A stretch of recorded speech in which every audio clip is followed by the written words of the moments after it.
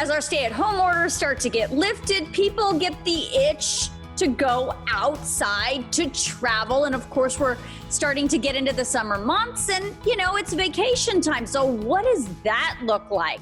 Travel expert Gabe Saglie is here to talk a little bit about that. Hi, Gabe. Hey there, I'm feeling that itch. Are you feeling that itch, Lisa? I've been itching for a long time now. It's been weeks. I know. You're a traveler. I'm a homebody. So no, I don't feel that itch, but I know you do. And I know there's a lot of other people that are feeling it too. So I think the first thing is, how do people travel by car, by boat, by plane safely?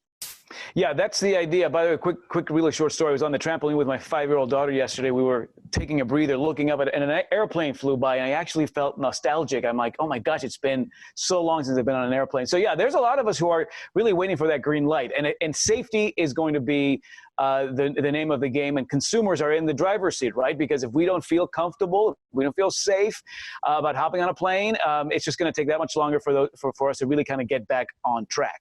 So we're seeing travel companies across the board, certainly hotels, airlines for sure, cruise ships definitely, starting to prioritize showcasing, advertising, promoting their sanitation protocols, anything that is either currently or certainly that's new to the game, and keeping the people who are on board safe, keeping everything clean. And if we as consumers feel like, hey, that's being done and it's working, that much more quickly is when we're going to get back on track and start traveling again.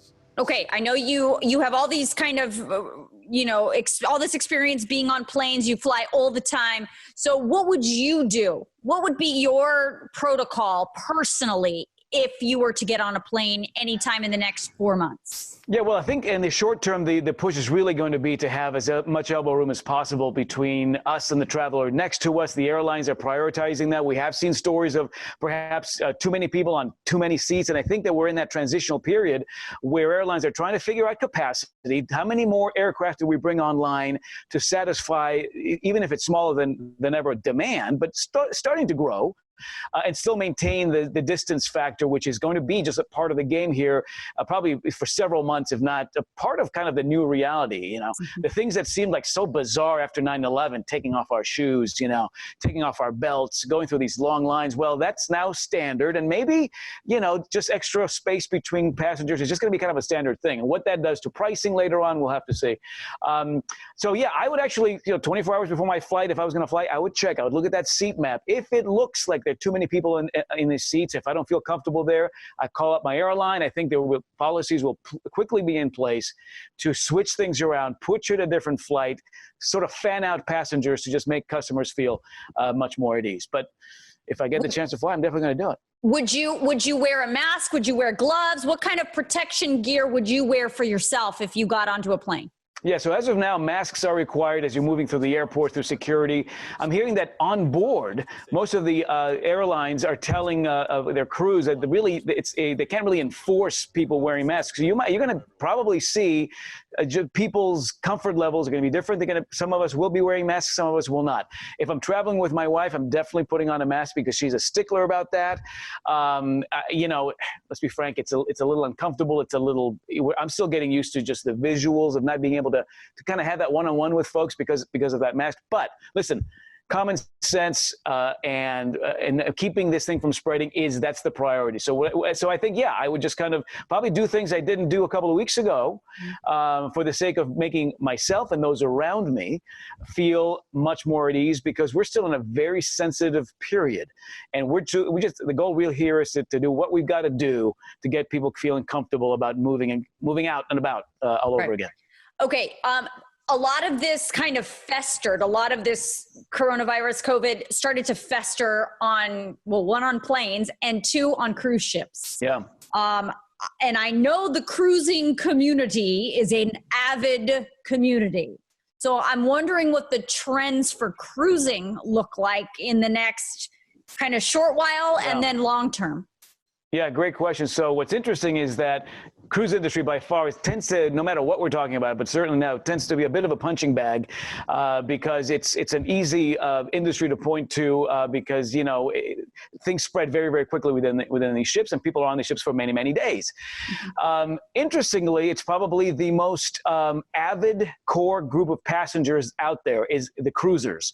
About 13 to 70% of Americans consider themselves avid cruisers. They take multiple cruises every year. So they put cruises on hold that they were going to take anytime between, say, January and mid to late summer on hold. They're not going to stop cruising. They're simply going to kick those plans down the road. And in fact, we are seeing for Q1 of 2021 very robust cruise bookings. We're seeing some fantastic sales now being pushed around the cruising community.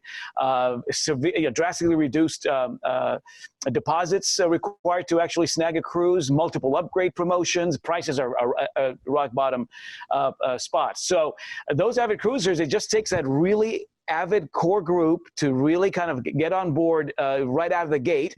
So interestingly, the bookings are looking really good for late 2020 and in particular the first quarter of 2021.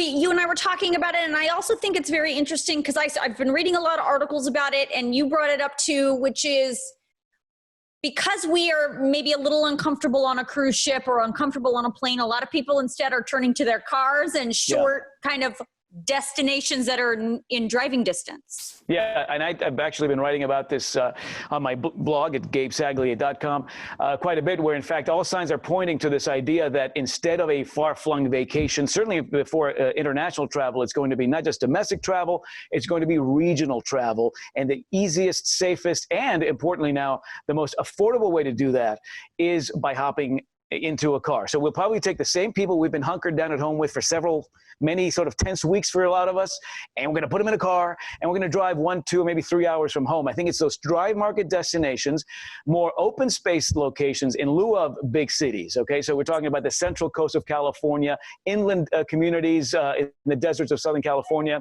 I think those tend to benefit sort of more immediately because they're easy to get to. They can be really affordable. It allows us to be totally in control. And it's a much greater safety net for the vast majority of travelers and consumers out there looking to just get out of the house, just get away somewhere, one night, maybe 2 nights. I think camping sites are going to be popular. The RV market might see a bump here because, hey, it allows us to kind of move around as a small group anywhere we want to go. So yeah, I think road tripping is the name of the game here for the summer season, maybe even to the fall. And I think, flights will follow from there. And as we know now, cruising could see a banner year next year. All right. Gabe Saglie, always great to see you. I'm glad to see you and you're healthy and your family's good. Everybody's okay? Yes, we're all doing great. And so far, we're all alive and well. I've had 3 kids. I know. That's why when you say alive, it made me laugh because I know what I'm talking about. Kids. Yeah, we're all good. Thanks so much. And great to see that you're well as well.